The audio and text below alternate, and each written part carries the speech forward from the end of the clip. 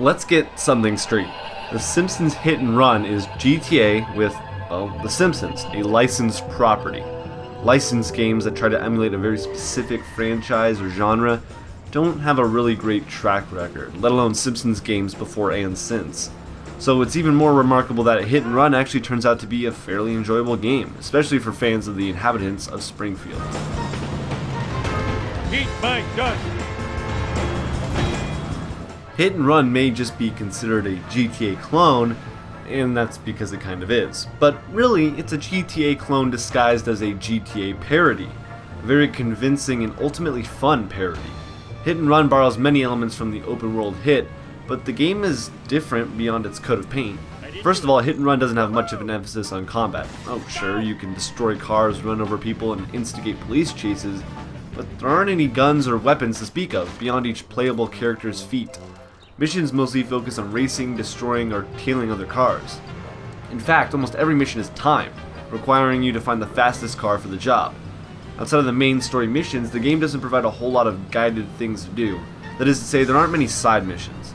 There are races to compete in and Springfield citizens to help, but for the most part, the game places a focus on collectibles. Coins can be accrued for spending on cars or costumes, but there are also trading cards to be found and mysterious bee cameras to destroy. And all of this is done in an incredible recreation of Springfield in all its amalgamated glory.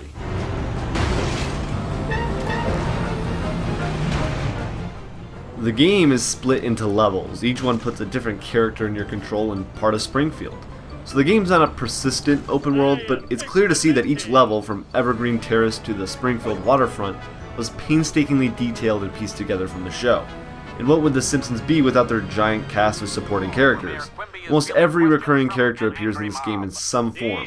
Only Sideshow Bob and Mel come to mind as prominently missing characters, and even then, they're not that prominent.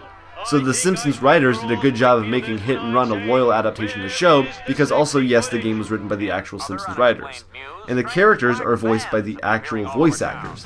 That alone puts Hit and Run quite a few notches above your typical licensed game, even if the initially charming and funny jokes and one-liners become tired and annoying after being looped throughout the game.